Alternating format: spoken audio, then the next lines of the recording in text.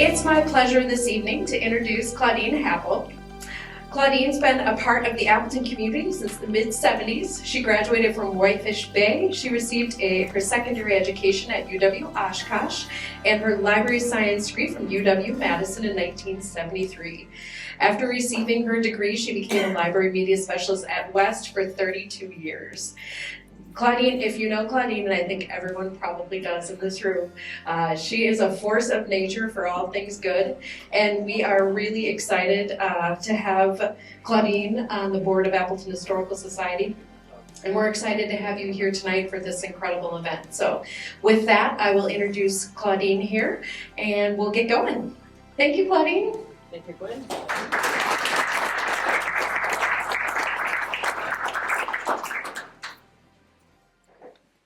Thank you, and what I would like to do is to introduce Joe Vandenecker. Joe Vandenecker has graciously agreed to serve as moderator for tonight's event. Joe Vandenecker is a native of Menasha, a graduate of Menasha High School and UW Oshkosh, where he earned degrees in journalism and history. A sports writer for 12 years, JVA, as he's commonly known, was an award-winning journalist while working for the Post-Crescent, Ribbon Commonwealth Press, and Oshkosh Northwestern. He became Lawrence's sports information director in December 1999 and served in that role until September 2025. He has been honored for his work at Lawrence by the College Sports Communicators, the Midwest Conference, and the NCAA. He continues to broadcast various Lawrence sporting events and watches his daughter Anna compete in both tennis and track for Lawrence. Ladies and gentlemen, Joe Vandenecker.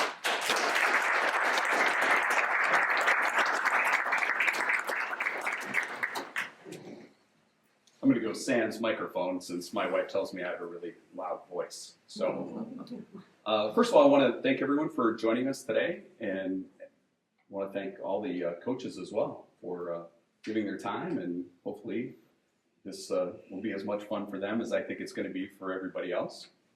As Claudine said, I was the Lawrence Sports Information Director for 25 years and recently stepped away from that, but my background as a sports writer, there's multiple guys at this table that I interviewed way back in the 1990s. But just want to introduce everybody briefly here. We're gonna start with the Appleton East guys at the far end. Pat Schwanke served as Appleton East head coach from 1991 to 2018 while winning 118 games, 2 Fox Valley Association titles, and making 10 WIAA playoff appearances. Like me, he's a Menasha native. Coach Schwanke was a 2-time All-America tight end at Lawrence University, and during his 4 seasons with the Vikings, 33-5, not too bad. A 1983 Lawrence graduate, he is a member of the Hall of Fame at both Appleton East and Lawrence. Ladies and gentlemen, Pat Schwanke.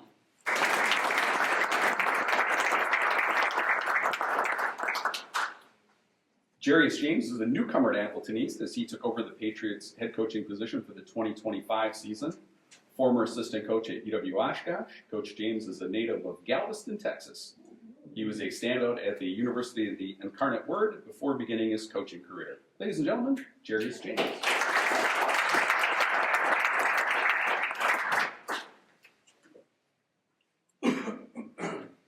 The Appleton North guys are right next door there. We're going to start with Mike Weinberg. He was the first head coach in Appleton North history, led the Lightning from 1995 to 2002. He's a native of Little Chute. Coach Weinberg led the Lightning to the Fox Valley Association title in 1996, and the Lightning made 3 WIAA playoff appearances during his tenure. Ladies and gentlemen, Mike Weinberg.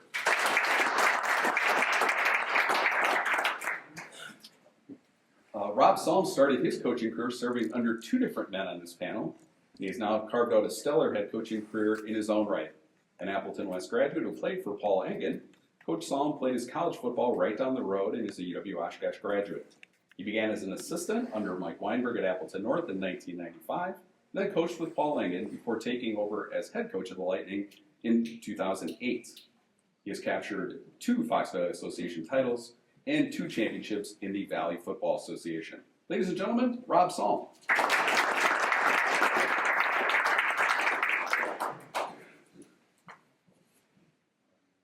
And now on to Appleton West. I could spend the next quite a bit of time here talking about the next guy, but Paul Engen became a coaching legend at Appleton West in a career that has spanned 7 decades. Coach Engen served as the coach at Appleton West from 1969 to 1994 and led the Terrors to the 1992 WIA Division I state title and collected 12 Fox Valley Association titles along the way. The Minnesota native also served as West Athletic Director before moving to Appleton North in 1995. He was the North AD and later served as head coach of the Lightning. The football field at Appleton North is named in his honor. With 223 coaching victories, he ranks among Wisconsin's finest. Coach Engen was inducted into the Wisconsin Football Coaches Association Hall of Fame in 1998. Ladies and gentlemen, Paul Engen.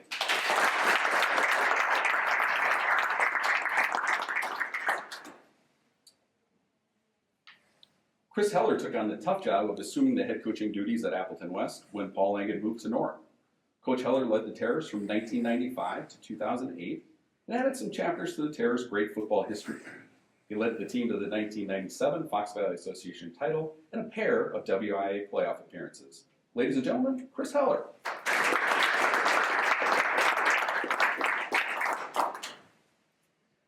It's safe to say the apple didn't fall far from the tree with Brent Engen. His father acting as his coach and mentor, Coach Engen led Appleton West for 9 seasons from 2009 to 2017, led the Terrors to WIA playoff appearances in each of his final 3 seasons. An Appleton West grad who played football for his father, Brent Engen went on to play and graduate from UW-Whitewater. Ladies and gentlemen, Brent Engen.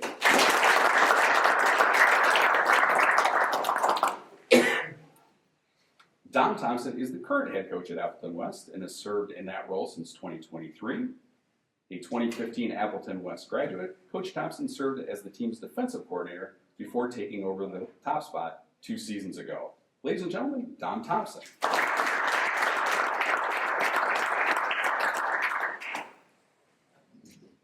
It's safe to say that Gene Strews is Fox Valley Lutheran. He served as head football coach for 21 years and spent his entire 43-year career at FVL. That included 39 years as the director of athletics, a 2005 inductee to the Wisconsin Football Coaches Association Hall of Fame. Coach Strews piled up 119 victories with the Foxes before retiring as head coach in 2002. He led FVL to the 2001 WIA Division III state title and coached the Foxes to 10 WISA playoff appearances. A 1971 graduate of Martin Luther College, Coach Strews collected multiple conference, area, region, and state Coach of the Year honors. Ladies and gentlemen, Gene Strews.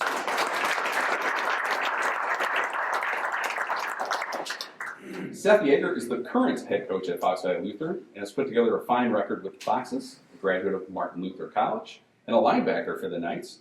Coach Yeager served as head coach from 2019 to 2021 and then took over again as head coach in 2023. The Foxes have reached the WIA playoffs in all 6 of his seasons. Ladies and gentlemen, Seth Yeager.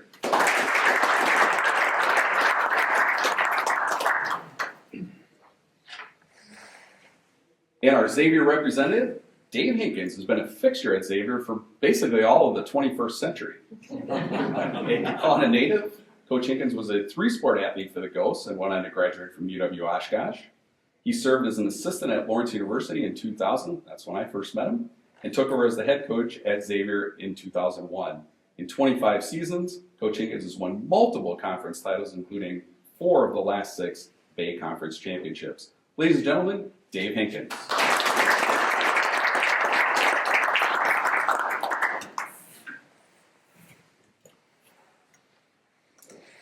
Gentlemen, I'm going to throw out some questions here, and you can just, I guess, feel free to jump in and answer. The first thing I want to toss out there is we have both homegrown, guys from right here, from the Fox Valley, and from other cities, other states. My first question would be, what either enticed you to stay or come here, and what kept you around? The pay. Not getting fired.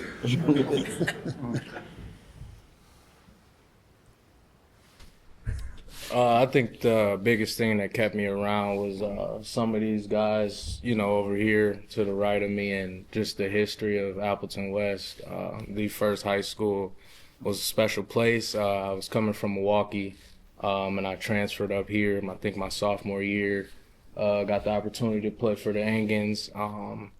Right, I was a rough kid, but they kind of, whipped me up into shape, so to speak, a little bit, and ever since then, I went off to college, and I wanted to come back because I felt like I had some unfinished business at West as a player. So I wanted to come back, and I know my playing days were over.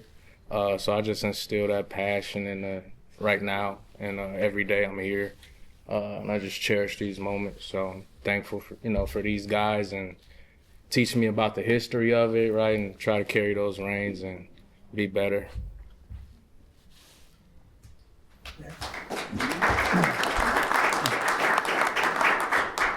I could share a little bit. My name is Chris Heller, obviously here, and I'm here because of him and him.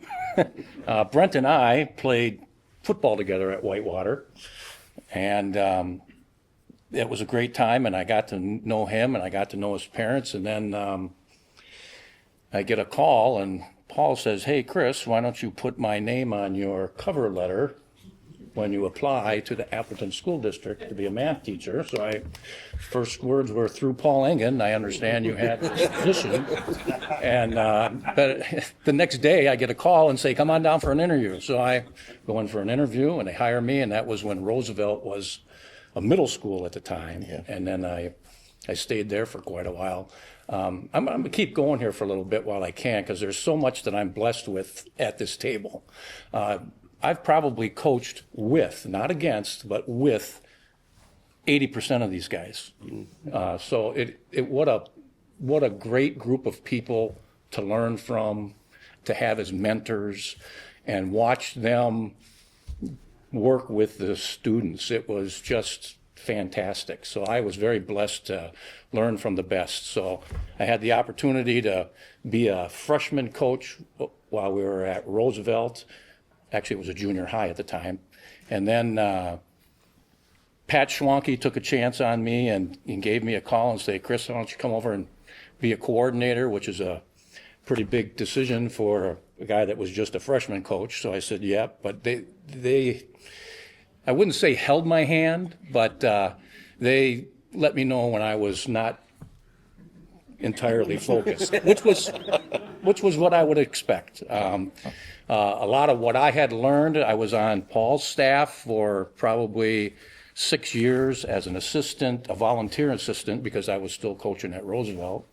And then Ed Zepka right here gave me the opportunity to fill his shoes when he left and went over to North. So, but Rob was with us. I've coached with Mike. I actually coached with Dave in the All-State game. So going against Gene over here and at Lawrence with football camps and having talks about coverage, it was great guys. I mean, it's not this, it's really a lot of this. So I'll stop now.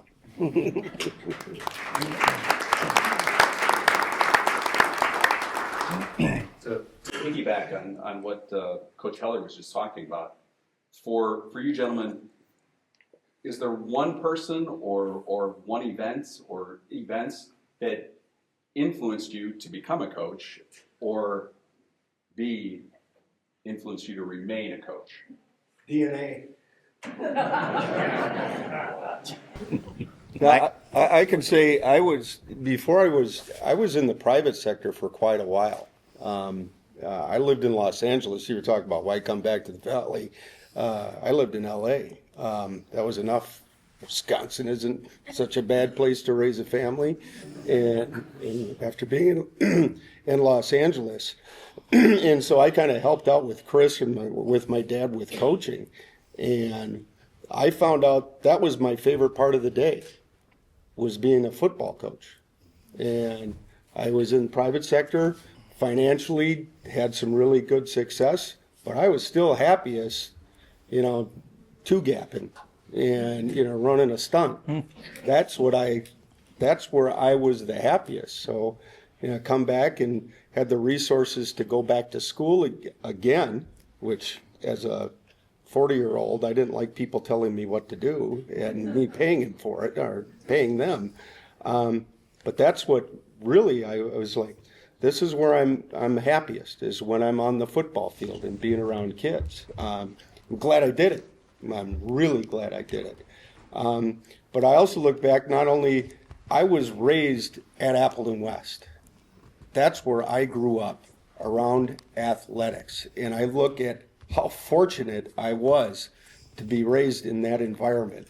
My earliest recollections are being at Appleton West at football practice, beating East and beating Nina. That was still that way, kind of. But that's how I grew up. So, to come into, to be into coaching, and Chris and I, we were teammates at Whitewater. I've played in my career, I played for 3 Hall of Fame coaches, 1 in high school and 2 in college. That's, to end up in this profession and to see what I saw, it's just been a blessing for me. The happiest I've been as far as professionally is the time that I went and became an educator. Not even close. That'll pass.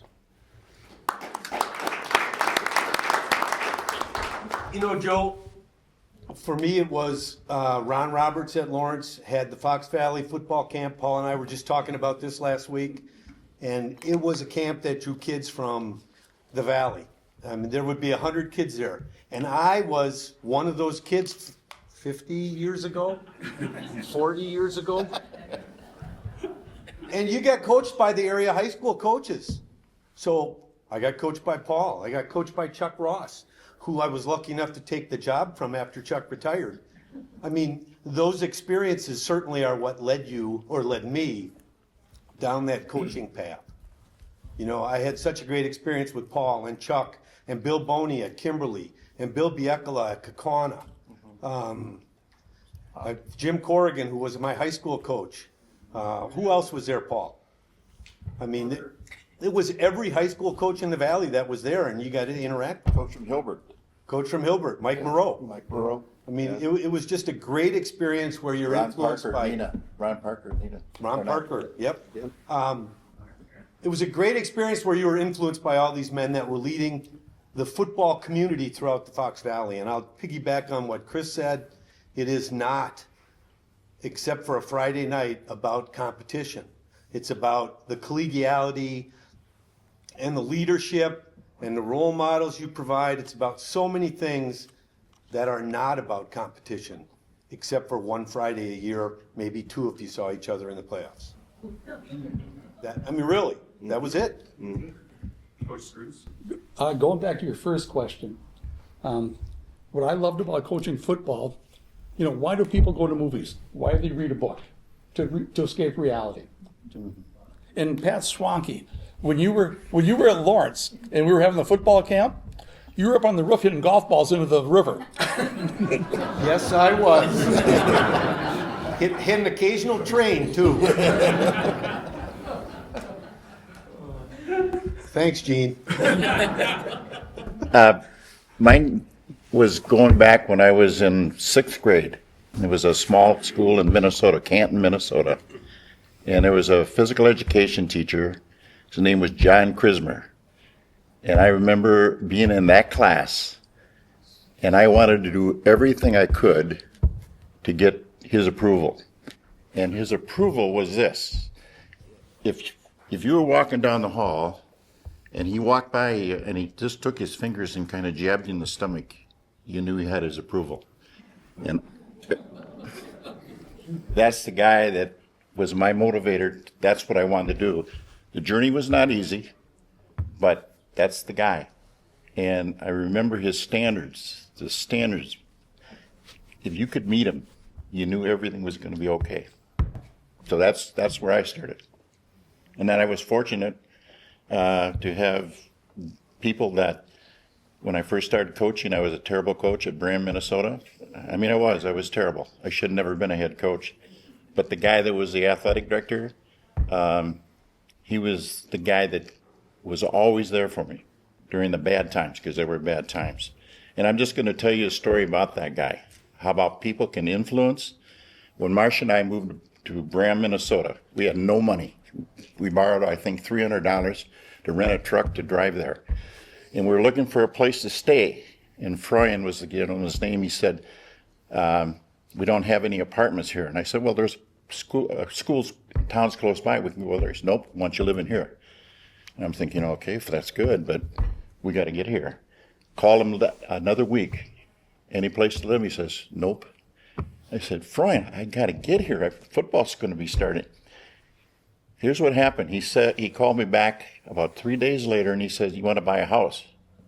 I said, buy a house? We can't afford to even, we had to borrow $300 to live here. Here's what he did. He went to the local bank, Graham State Bank, owned by George and Sonny Olson, who played basketball and football for Freund at Graham High School. They sold the house to us, no down payment, $110 a month. We bought the house for, at that time, it was $9,000, and we moved 3 years later to go back and get my master's degree, sold it for $12,000. So we lived there rent-free. But that's the kind of guy who was, again, you heard these guys talk about influences, how they treated us. It was just a great experience. But he made a mistake hiring me for the head football coach for 2 years, man. It was a struggle. Yeah, I'm gonna just add on to this. You know, a lot of people will ask, like, how do you form as a coach? And I'm like, this is a really easy answer for me. It comes from all the coaches I played for, all the coaches that I coached with, and the coaches I coached against. Okay? You know, most influential person was my father, okay? And he really helped me, like, how do I treat people, right? But then from football, it's going to a camp and working with these guys. So many of these guys on this table, we're from different schools, but we work together jointly at camps. Coach Schwanke gave me a ton of resources on how to treat people, on leadership stuff. And he shared all these things with me. Jim Corrigan, it's funny, the name from way in the past, I coached with him in the 90s, and Jim moved to Las Vegas. Before he moved to Las Vegas that day, he came over to my house, and he said, Dave, I want you to have this. And he gave me a box of books. He goes, these are the most sacred things that I have for football. And it's through that, it's a brotherhood, and we grow, we learn, and something that really had a huge impact on me and a lesson I learned was we played Notre Dame Academy in a playoff game about 10 years ago, 12 years ago. And Coach Nowak, legendary coach at Notre Dame Academy, incredible football coach, and he's no longer with us. And it was the first time that we ever coached against each other. And I had a ton of respect for him without even knowing him, going into that knowing of him. And we played in this playoff game. They had a very good team. We had a very good team. And literally everything that could possibly go right for us went right for us that night. I don't know. It's like I should have bought a lottery ticket that day, you know. And we were very fortunate, and everything went our way. And when you lose a playoff game, and everyone can tell you that's the hardest thing when your season ends. That boat rips your heart out when you know you're not with your team, and that's the end of it. And you know, I just shake my head. I'm just disgusted about the Bears and the Packers on those two. And I'm not how they disrespect each other after a game. I'm so against that, and I'm not putting blame on one or the other. But John Nowak taught me a lesson that I'll never forget. So we won this game, and you never know how that handshake is going to go after a playoff loss. And I went across the field, and John Nowak came across. He made eye contact, shook my hand, hugged me, and he said, "This is one of the best coaching jobs I've ever seen, Dave. I have a ton of respect how you have your kids act, how they played, how you adjusted. I'm really impressed." And I walked away from that humbled. And here's a guy that has forgot more about football than I'll ever know, okay? What he taught me is you know what, when we lose that game, I need to be better. I need to be better. I need to be like Coach Nowak was to me. And 3 years later, we played them again. And same thing. We were really good. They were really good. We lost by 1 point on the last play of the game. They win state 2 weeks later, and I felt in all ways it was a state championship game. But that handshake was as difficult as it was for me. As my oldest son, as a senior, probably the best team I ever had at Xavier, right? But that was an easy handshake for me because he taught me. So that's the awesome part about this. These are such good people. And, you know, when you go across the field from someone, they share the same challenges that you do, but they're great people. And like you said, you play against someone twice a year, once a year. The funny thing is, if you would have went to college with him, you'd probably be the best man in your wedding. You know, it's just the truth. But competition and things get in the way sometimes, but the reality is that's how it is. And it's just been just such a wonderful blessing in my life to be associated with coaches and great people and to be part of that fraternity.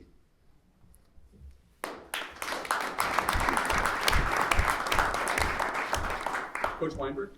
I was fortunate enough to play football at Little Chute St. John under Bill Fitzpatrick, and he was still is a legend in Little Chute, and I learned a lot of things about football, and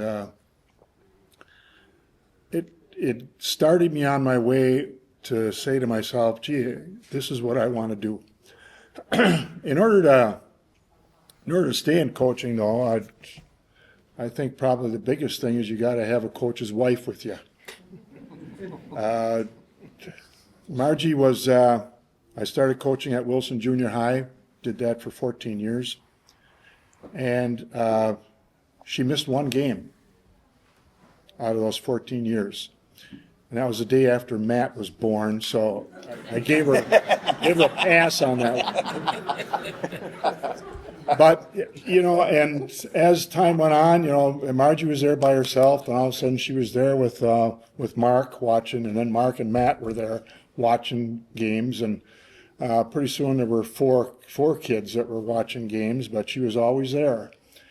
And fortunately, it's probably the best thing that can really happen is that you get an opportunity to coach your son. I was fortunate enough to coach both my sons.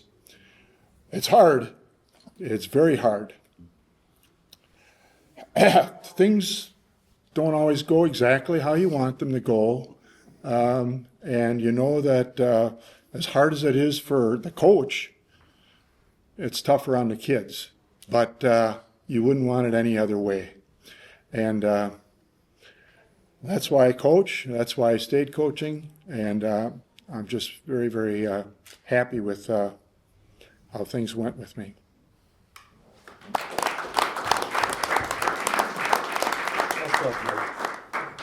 It's interesting to hear you guys say that because, you know, me, obviously, I've never been a coach. Did coach the Lawrence golf team one weekend. Our basketball coach, John Tharp, was at the Final Four, so he was also the golf coach, so I had to fill in. But just hearing the names, Jim Corrigan, he was one of my coaches growing up, and Jim Scandon was the head coach at Menasha when I played there, and you know, I would see Coach Corrigan later because his son played baseball at Ripon College, so we would talk while I worked at the Ripon Commonwealth back in the day, and I still have a relationship with Coach Scandon all these years later. And you know, I don't know how that bond forms, but there it is. And I was just an average high school football player. And I think of all the young men that you guys have coached, and do you have a sense for, is it the time that you spend together, the competition? How does that form between coach and player? And I have a follow-up on that a little later, but It's the love of the game. You know, when it comes to, if you're a junior high coach, a high school coach, a college coach, a pro coach, you can talk. Nobody's on a higher level than the other one. You all love the game, and you're willing to share. Is there now, like I said, I was the Lawrence SID for 25 plus years, and I experienced some incredible highs. Like I said, I was always in season, so I was with all of our teams, and I saw some amazing things happen with men's basketball and with baseball. Saw some wild football wins over the years as well. Softball, same thing. Just I've been through a lot of that, good and bad. It is for all of you guys. Is there a moment, good or bad, that you really hold on to that you just can't quite let go? It could be a learning experience, an amazing win, a tough defeat. Is there something that, and for some of you guys, obviously, you've been at this a while, but is there one or two things that were, it was a game changer for your career? Coach Xavier? I think my first year, 2019, coming to FEL after teaching at Winnebago Lutheran Academy and coaching there as well. My first year, it wasn't a game, it was a class. It was a class of guys, 2019. Those been around the area, the Bain brothers, one still playing in the 7th year of Division I football, whatever it might be. Get a gray shirt, red shirt, all the shirts. And the character of those guys, I think, really put my passion back into coaching. Not like I didn't have it, but I think that's the moment where I'm like, this is a great place to be. These are good Christian men to be around. My coaching staff, absolutely amazing move to transition from there to here. And so you always talk about sometimes how we influence the young men that we're around, but man, they have just as much of an impact on us as coaches. We do these leadership classes with these guys, and the stories that they tell about their personal lives, like, wow, how as a young man that you go through that and you're here and doing the things that you do, makes me keep going for them too. So.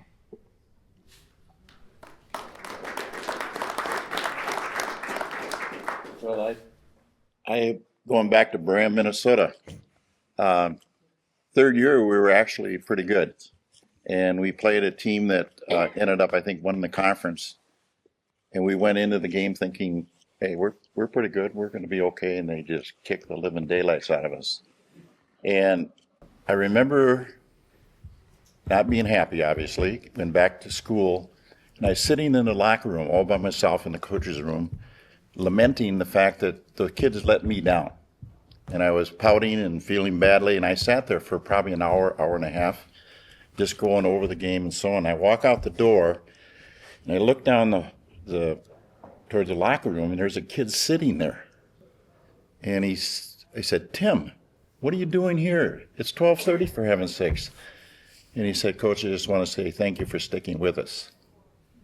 I felt about that high. The adult was the kid sitting there. I was not the adult. And that's a lesson that stuck with me forever. That when you lose, you're part of the problem, you're part of the solution. But you're not the reason you're going to win the game, and you're not the reason you're going to lose the game. You're a contributor. And so I've referred back to that situation many, many times, particularly in a tough loss, that you're a part of it. You're not the reason. That was a great lesson for me. That happened in 1968. Just to date you, I was only 7.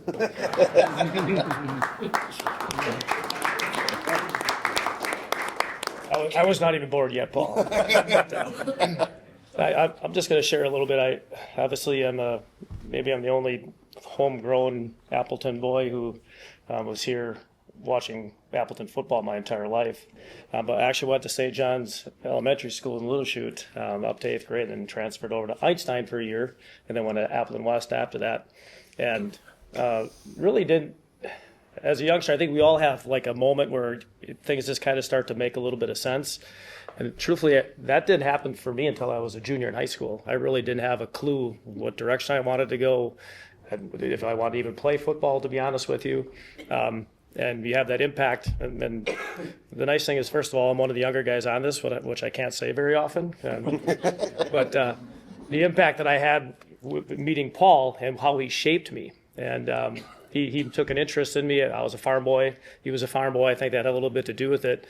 And he just saw something in me that I didn't even see in myself, to be truthful about it. I had really no clue the type of leadership and the person I could be. And he found a way to get me to believe in myself, and fell in love with the game of football. and just ended up having a great career, and that was kind of my springboard into my next step in life. I was going to be an electrician, a farm boy, right? Probably would have made a lot more money, but I decided to go to college, give football a try, and it obviously changed the course, and I knew right away that I needed to do something in education. My football career was pretty short at UW Oshkosh, and I actually asked Paul right away. I was young in my class. I think I was only 19 years old, if I could come back and coach. So I started coaching at Appleton West, and the first 3 years that we were there, we went to the state championship every year. So I thought this was pretty easy. I didn't really think it was that hard of a gig. Fortunately, I haven't been back to a state championship since that time, but in that journey, I never believed I was really head coach material. I really never believed it, but it was all the experiences working under Mike, honestly working with Chris. One of the biggest decisions I had to make was very close with Chris Heller and Joe Krieger. So when we split from Appleton North, Appleton West, I was a diehard Appleton West guy. That's where I played. I love coaching there, everything. I still had a younger brother, because our farm was right actually by Appleton North High School, that was going to be playing at Appleton North. And it was a really, really difficult decision at the time, but I decided to go to Appleton North just because I didn't really want to coach against my brother. We're super close family, and it was hard. But it ended up being the right decision in the long run because I really got to grow. Again, I was working under Paul and Mike and some experienced coaches, Harley Gruber, Hank Suko, some assistant coaches that you sometimes don't get the fanfare, but they're just wonderful people that you learn a lot from. And every year that my journey went along, I gained a new experience and also gained more confidence in myself. And I'm guessing all coaches kind of probably have that journey. Maybe it's a little bit different. But for me, it was when I was actually the defensive coordinator under Paul, and we were playing against Stevens Point, who was the #1 rated team, and we were the 8th seed coming in. And I was the defensive coordinator. We had to stop this juggernaut, Mitch Sutton running back, and they were running all over everybody, scored almost 50 points a game. And we put a good game plan together, and we just played a great game. We had a goal line stop to win the game, to finish it off in the first round of playoffs and knock out the #1 seed in the entire playoffs. And afterwards, the kids rush over. They give you a hug, and you just feel that adrenaline. That confidence builds. Go shake the coach's opposing hand, and they tell you about how nice of a job you did. And suddenly, you start to believe in yourself. And that, for me, was the moment like, I want to be a head coach someday. I can do this. So those experiences kind of shape your journey. And just a few years later, I was fortunate enough to be able to take over Appleton North. And for me, my goal is to change kids' lives just like Paul did for me. It's not about the wins and losses. I don't think about that. Obviously, we're super competitive and we want to win. But when you finish that season and you think you've maybe changed or made an impact on a kid's life, that's what it's all about. And that's why I never had a dream to go anywhere else than Appleton. This is where I always wanted to be because this is what made a difference in my life. And I feel like I owe it to the kids that I'm honored to coach. And that's why I stay there and I keep coaching every single year as hard as I possibly can, even though it does get harder as I get older. But I still feel the love of coaching. And so I feel very blessed to be in the profession, surrounded by these guys, and have made a great impact for me over the years. Brent and Paul are still on my coaching staff right now. Again, blessed. Pat helps out with some film work. And we still talk and communicate a lot of times, coaches, and still talk about things, not just about coaching, but just about life too. So it's a blessed profession to be in, and I feel very fortunate to be part of it. I think, I'll jump right on what Rob said. And, it's an experience of being in the Valley and knowing the people that are here. And in terms of shaping who we are, not many of the guys have said this, but I think there are individual players that you have over your career or people that you interact with that have an effect on you, and that effect is good or bad. And in many cases, when you have a bad experience with an individual or an individual had a bad experience with you, you learn more from that and how to interact and how to coach and how to be than you do from all the positives that you can experience. Paul mentioned the one experience with the young man. I probably have 7, 8 kids and I could name them, and I won't because I don't want anybody to know those stories that influenced me as players, that questioned me, that praised me, that had things to say good or bad about me, that shaped who I am as a person and as a coach. And I think that's crucial, and I think everybody at this table could probably identify 7 or 8. And it might not just be players, it might also be coaches. You know, at Appleton East, I got to coach with Chuck Ross. And that is an experience, right? Mr. LeClaire, Ed, you guys know Chuck. Chuck was a different guy. But his approach to working with kids influenced me. He and Ron King and Jim Setzer influenced me as coaches just about more than anybody else I can imagine, except maybe my wife, who's sitting over here, right? But those interactions are what shape you as a person and change you from year to year. And I think in the long run of a long career, that it makes you who you are. And you don't think about that until you're old, right? In the autumn of our years, and then you reflect back, right? And then you reflect back and think, oh gosh, yeah, that's it. So, Kind of like winter. Is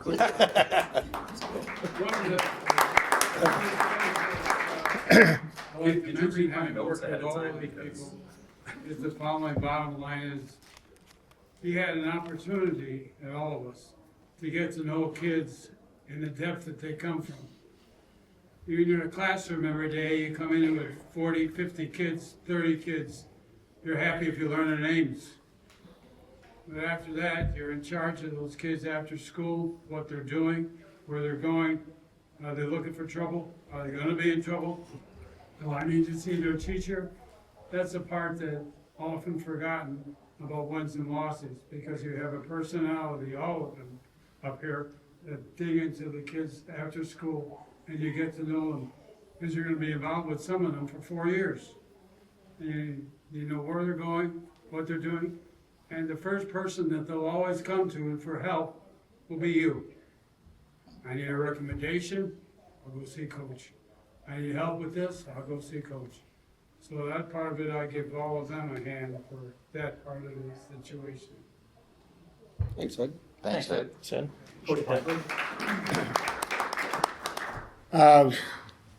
Just to change the scenario a little bit, I just want to tell a story about something that I remember and I enjoy telling from time to time. We were coaching at Appleton West, and we had a game over at Neenah. And so we went over to play the game, and we forgot the offensive line. Yeah, we forgot the offensive line. 18 kids were sitting up waiting to have a meeting with Coach Coons, and Coach Coons didn't remember or whatever. So we headed over. We get to Neenah, and somebody says, "Coach, the offensive line isn't here." Hank and Harley say to me, "Mike, you go tell Paul. We're not telling." So I go over to Paul and I say, "Paul, we got a problem."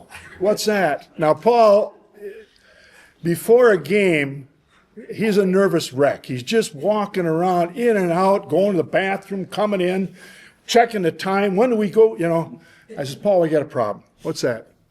"The offensive line is over at Appleton West." "What?" "Well, how are we going to get them back?" I says, "Don't worry, I sent one of the buses. They're going over to get them." "Well, how long is it going to take?" I said, 20 minutes. So 19 minutes and 59 seconds later, Paul comes over and he says, "Where are they?" I says, "Well, 20 minutes each way. The bus is there, and it'll be back." Now, we're talking about 7:30 right now, or I'm sorry, 6:30. Game is 7. And we don't know where these guys are. There aren't any phones or anything around. And so we're just sitting and waiting. And finally, we went out to practice. So we're out at practice, and we have no offensive line there. We're practicing. And it gets to be about 6:45. We're getting close to the flip of the coin. And I'm thinking, well, I got to go talk to Paul here about this, you know. And I was just about ready to say, "Paul, here's the deal. If we win the toss, we got to kick. And when we get the ball, we can't stop them in 3 plays because they'll punt it to us, and then we're in trouble. Tell the defense not to intercept the ball. And if there's a fumble on the ground, let it lay. Let them pick it up again. And I'm just about to go through this whole scenario, and lo and behold, here comes our 18 guys running out onto the field at about 10 minutes to 7. And evidently the bus driver says they were just sitting right there at the corner waiting. We picked them up, and I hope the bus driver got the game ball that game. The story of the whole thing, though, is I'm sure what Nina was saying, to keep the legend going, that Paul Engen, he kept those guys out there till the end just to scare us at the end. No. But that's my story. And it is true. It is true. Yeah, it is true. I think Coach Swanke was reading my notes earlier because I was going to ask this question later, but I'll ask it now. Obviously, having been an athlete back in the day and having lots of coaches who influenced me, I always felt like for those guys that it was never about them. It was always about the young men that were in front of them. So are there young men that stand out in your mind, maybe not just as a player, but someone who, and we've heard a couple of these stories, who influenced you as a coach or as a person? So, Coach James? Yeah, so when I was in college, I lost my dad in college, and that was a real dark place for me. I was in that place where I didn't know if I wanted to play, go to school, and my coaches and my teammates was the ones that picked me up. So when as my career ended, I always said like I wanted to give back, like for what others did for me. I always try to give people respect, and so that's when I got into coaching. So when somebody like a student, one of my players at the college at UW Oshkosh, when they lost a parent or if they found out bad news about their loved ones, I'm so quick to jump on that because it just touched me in a different way, because I know how it feels of that emptiness of and that's just a dark place. And I always tell like my players even now, it's like, hey, we got to overcome the storm. Like sometimes it starts thundering in some of our lives at some point, and we got to know that one day it can get sunny again. So I think being a head coach now, I look at it in a different light. And I just try to be there for them as much as I can, because like I said, it's not about the wins and the losses, even though we all want to win, but it's about the impact that you can change somebody's life, about like and having that open door to where they can come and feel comfortable enough to just tell you like, hey coach, I messed up, or hey coach, this what happened, and then you can at least give them 3 things. And I always say it's a hug, advice, or just a vent. You need those 3 things in life. And so I'm just blessed, and I know all these coaches is blessed just to be able to give back in those type of ways.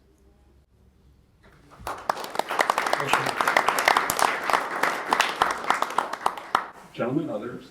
Anybody else want to chime in?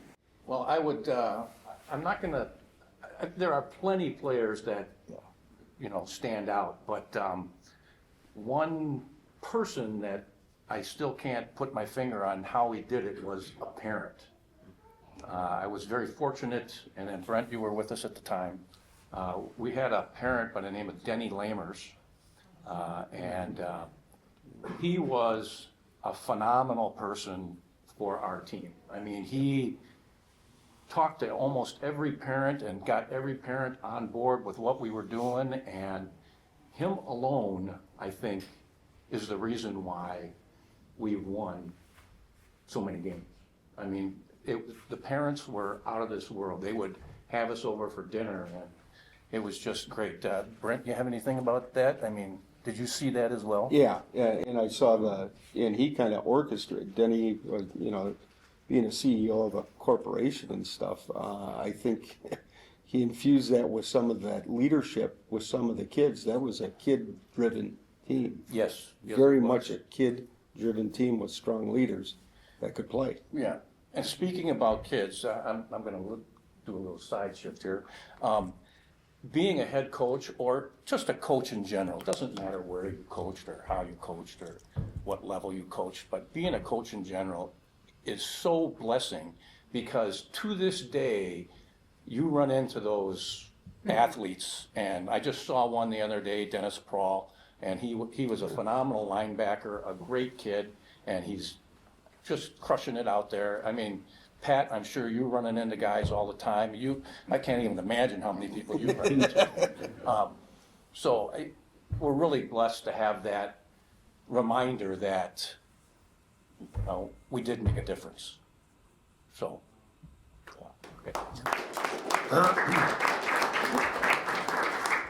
Just one thing, you know, with the number of, you know, having been in it a while and with the kids is because we coach football, is to meet dads that my players are now dads, or guys that I used to coach are dads and have a mortgage and all of those things, and their kids are going wherever, and to run in them to wherever, you know, that's unique about this profession. If you're an accountant, that 30-year-old accountant doesn't change a whole lot when he turns 40. A 16-year-old kid and a 26-year-old man is a huge difference, huge. I thought about your question, and I've been doing this obviously for a long time. And I sat down, I thought about it. There are so many that had an influence that made a difference in a lot of different ways. You have one of them sitting here tonight, young man that played at Appleton West, played at Lawrence, did an outstanding job. Scott Reppert, Matt Weinberg, or Mark Weinberg, excuse me. There again, you could go back and you could put different times where they did something that made a difference. I'll give you an example of this. I'm going to use Mark as an example. We're playing, and Mark was playing quarterback and doing very well.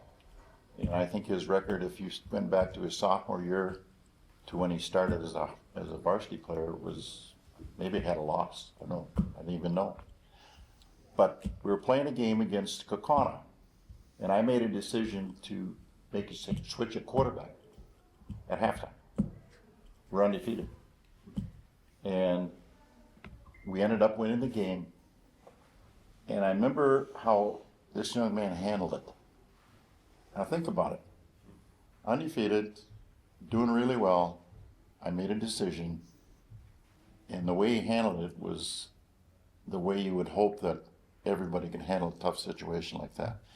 Because there was no downturn in what he did at practice, preparation for games, involved in the games.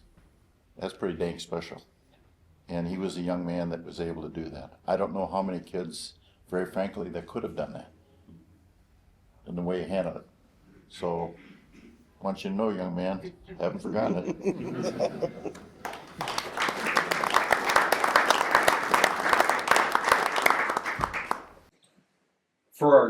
Since we have two guys that are more almost at the beginning of their head coaching career, so I was going to ask the older coaches sort of what kept you coming back, but certainly have a sense of that now.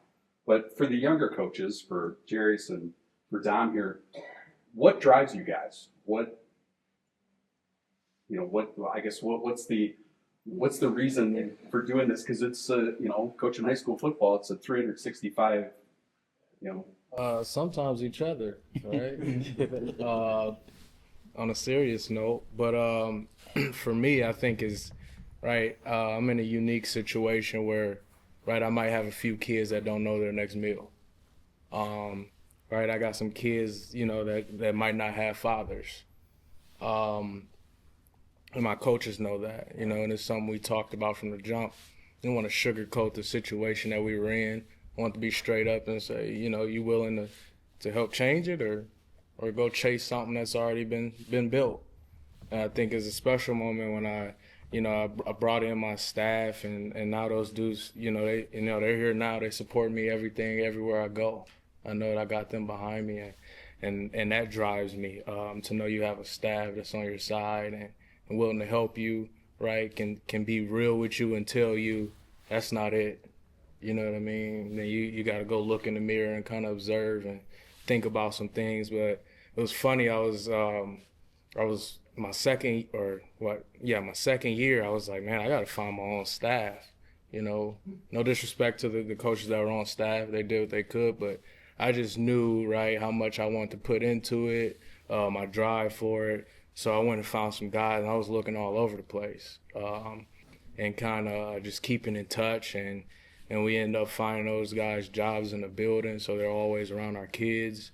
But I think one of my funniest interviews with Coach Petey, when we were doing a Zoom call, he came from Chicago. And it was unique because the situation he was in there was he was coaching, foreign students, kids who really couldn't even speak as much English. And I'm like, dude's got to have some skills. If he's teaching kids the game without, that can't barely speak English or never seen a football, like this dude's got to have something in his bag, right? And so I talked to him, and then my last question was like, what would happen if I didn't hire you, kind of thing. And he was like, I'm gonna fucking kick your ass. and from that day, I'm like, I need that competitive juice around me every day. I need somebody that's gonna push me every day, even if there was a rough day in the building at school. I know my staff's gonna come out ready to go. Right, we're huge on a 1-0 thing. That's something I picked up from the Angans. Right, and we try to teach these kids that don't have fathers or are looking for guidance. We're teaching them 1-0 as far as like, dude, the minute you wake up, bro, you win. You brush your teeth, you won. You know what I mean? Next step, you win. Just attack every little thing you do. And that's what we're big on, the littlest of the littlest. And we're big on competing. That's something we preach all the time, right? Because this real world gets ugly. And we know it's good to have great character, but when you're competing, you got to think about these guys going into job interviews. You got to think about these guys, wanting that lady across from them. Anything, right? Everything has a competitive gear to life. So I think, right, those guys drive me every day, and the things they do for our student athletes at West, and try to carry on the legacy that was already built and raise it to higher standards, and just keep going every day. I think that's what drives me. Jerry.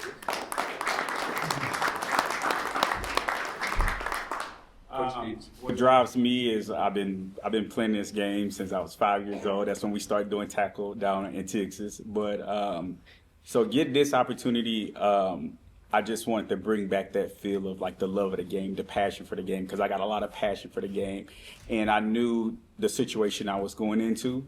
And but what I learned about being out here is when I started looking into like, the conference, like, Psalm been here a long time. We were just talking about it. He's been in 35 years, and I was like, oh my God, right?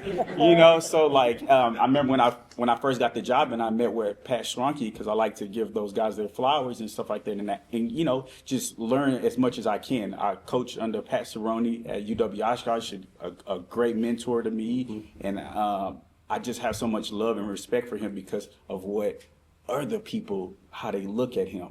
And how many people he touched, and he don't want like no recognition from it. So like that's like my drive to like be 1% of him, of just the impact he put on people. And then so when I see these guys that been here 20, 30 years, I'm like, I want to be like that. So like my highlight moment was obviously this year when we played North. We beat them. Because we haven't, but the thing is, we haven't beat. Yeah, I was there. Okay, good. We haven't beat them, and after the game, they was like, "Oh, this is amazing." I see people crying and stuff. I'm like, "What's going on?" And they was like, "We haven't beat them in 11 years." So that was a huge moment, and like what I took of that is like, man, like this community, like on this side of the town, like. This is a great moment for Appleton School District. I said that after the game, it's a moment for Appleton School District because both of these sides know each other. They grow up to each other. They might be related in some type of way. So for us to always be like the little brother and now to, just get that one up just for that 1 year, it's like that was a special moment, and that's something that I will always remember as a coach and cherish. It's always like your first big win and things like that. So, and especially from a guy that's been doing it for a long time, you know, and being around him and Steve Young and those guys, it's like, man, it's like I want to be here in 20, 30 years and you know, and say like, hey, I've been here and I've done it and stuff like that. So that's what drives me to be here in 20, 30 years and just to hold that torch. I'm not looking for the next job or nothing like that. I'm just trying to create a legacy just like these guys did. And I just watch and I just pick pieces from each one of them because they all are unique in their own different way.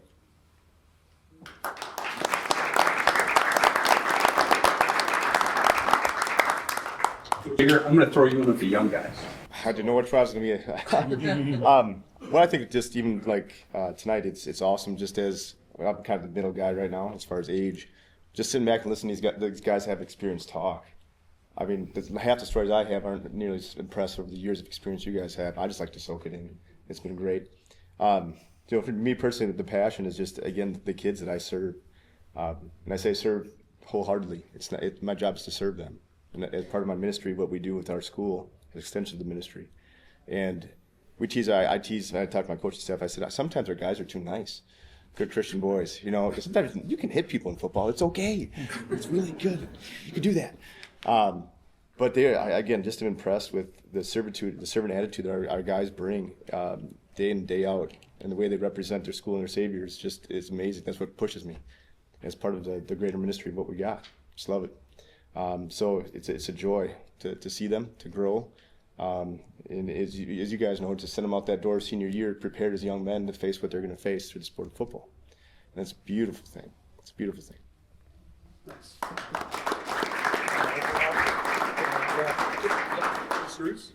Seth coaches where I coached for many years is a Christian school, and every day is Saturday. I'm teaching the children Christ is your Savior, and we all know that athletics you learn work ethic. You know, you get knocked down, you get yourself up. But when you're teaching Christian kids, what's a better classroom than the football? I taught algebra. On my 43 years teaching, 42 years I taught algebra. I could teach kids a lot more about Christian living in football than I could in algebra. You know, football's a special sport. It really is.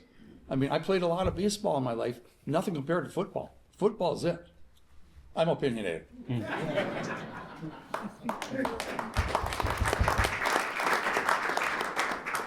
Just one last question for me, and we'll go right down the line. This is basically a yes or no question. Would you do it all over again? Yes. Yes. Absolutely. In a heartbeat. Absolutely. No question. No doubt about it. Yes. Yes. Absolutely. Thank you, gentlemen. We have time for some questions from the audience if you have questions. Go ahead. I've got a question for Coach James. Yeah.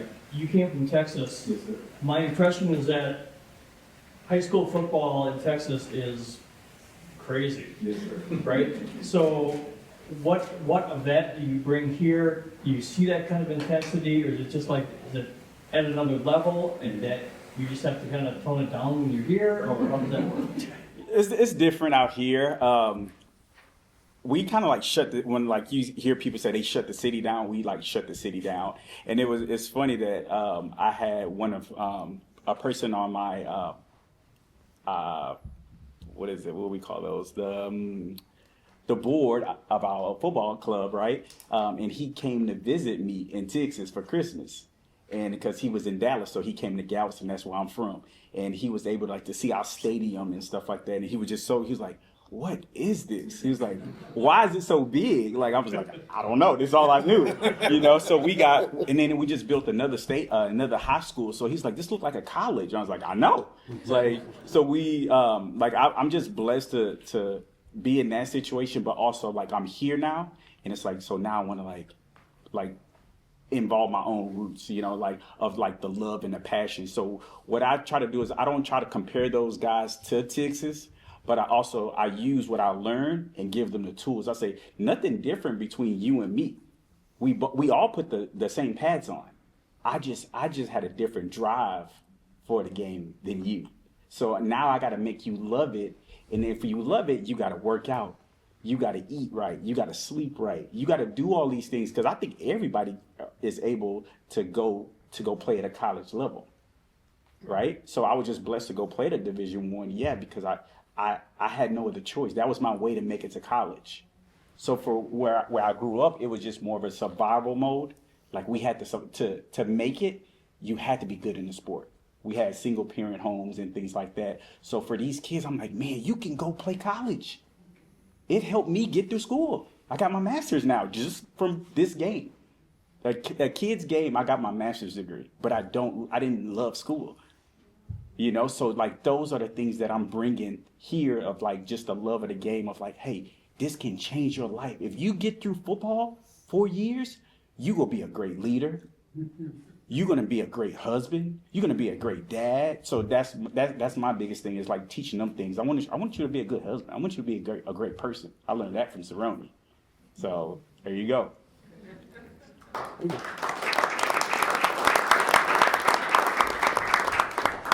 I just want to tell a quick Texas high school football story. So early on in my tenure at Lawrence, we had a young man come to our football program. His name was Momadou Maliki. And he was from Sierra Leone, right, where they were going through a horrific civil war.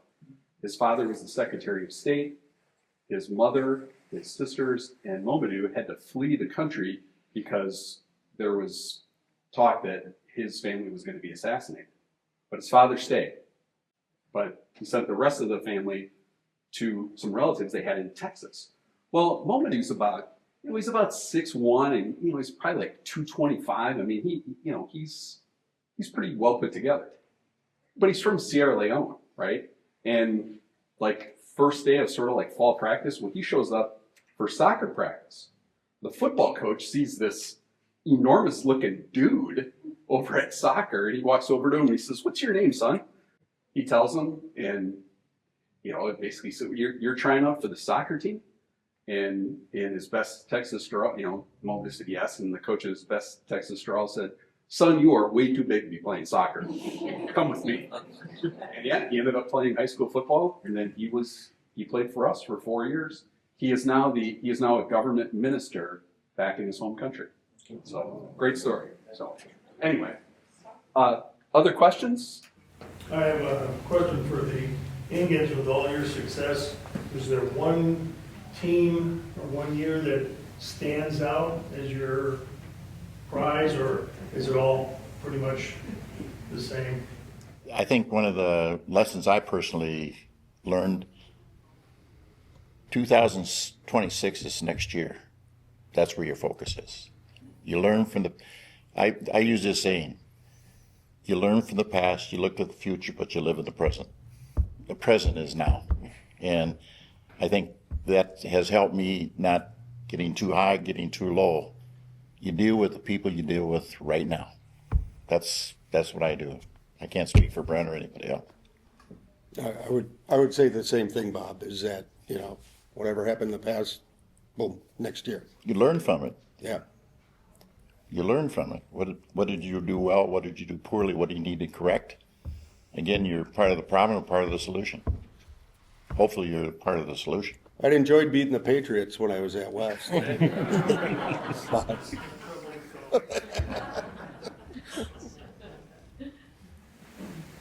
I'm curious if each of you prefer to work with offense or defense? Ooh, defense. Only defense. Defense. You can't win if you don't play offense. I'll be honest with you. I just like working with wherever you are. Just take advantage of it. Just work with it. Like with Appleton North, I worked with a junior varsity offensive line. Love it. I love doing that. You see the growth. I've been a defensive coordinator, especially, you name it. It's who you work with. Rock and roll. Get it done. Other questions? I guess we got much of all coaches. The Green Bay Packers what influence have the Packers had on the coaches? Yeah. Having some of you guys coach, you follow the game that close like everyone else. I had a player so big one time I didn't have pants for him, so I called the Packers. They called the Lions and got silver pants for him. Because it's just. I will say the Packers, I think, are very good corporate citizens to the area. They're big, I think, proponents of high school football and football in general. I see the NFL with flag football for girls is, I think, the fastest growing girls sport, maybe the fastest growing sport in the country. So as a corporate citizenship type thing, I think they do a great job. Having had friends that I knew that coached in the NFL, I've kidded with them and said, whoever you don't want, we'll take. Kimberly won't know what the hell happened when we saw those guys.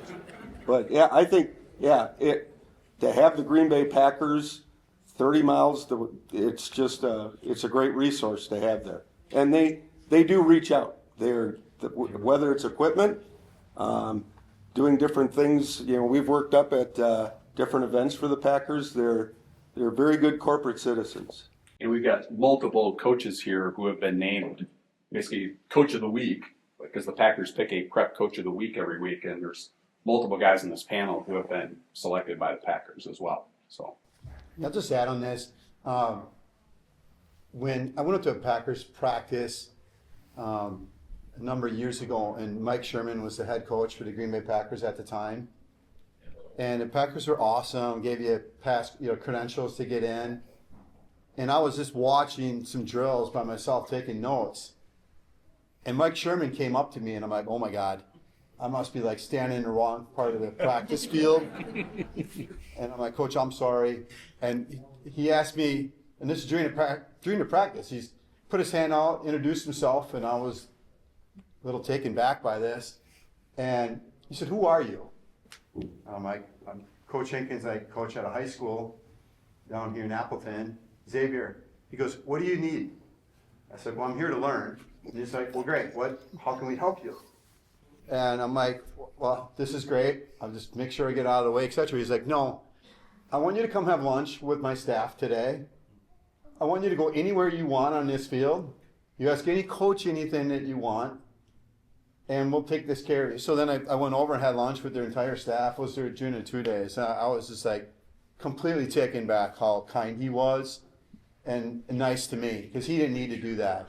And he's no longer our coach for many, many years, but I sure liked him a lot because he was a very nice man and he treated me extremely well. I mean, I love the Packers. I love the Packers to death, but that certainly just added to it for me. we have Lawrence has we're in the unique position of when all the visiting teams stayed here in Appleton, that on occasion they would practice in the Bonta Bowl. And it may have been the year that you were an assistant at Lawrence in 2000, where the 49ers were practicing in the Bonta Bowl. And I remember taking a picture of our head coach, Dave Brown, during practice. And yeah, he's just standing there talking with Bill Walsh. And yeah, they were just talking football. And it's one of those moments where I think where you kind of realize that, okay, that guy's as famous as it gets, but he's just a football coach, just like you are, and you guys speak the same language. And I think one of the guys said it earlier, that no matter what, I think it was Gene, no matter what level you're at, you're all coaches. You may be coaching a local high school team, or you may be coaching, an NFL franchise, but you're still coaches, and you guys speak the same language. Other questions? In the back. I'm part of the sports team for the Appleton Historical Museum, and as you brought up Packers being influential for your coaching and your teams, we have found through putting these sports exhibits together that Lawrence was the driving factor for Appleton in the early 1900s. So it's so interesting to see it all come a full circle. But because there was a college and they were playing those sports, the high school kids got enthused and excited, and there's a definite connection. As we put together the basketball exhibit and now have the football exhibit, there is that connection, having that college or older group. And so it's just kind of a fun thing, but you see it come around full circle. And do take the time to go over to the museum and see what we put together about Appleton sports and football right now. So thank you.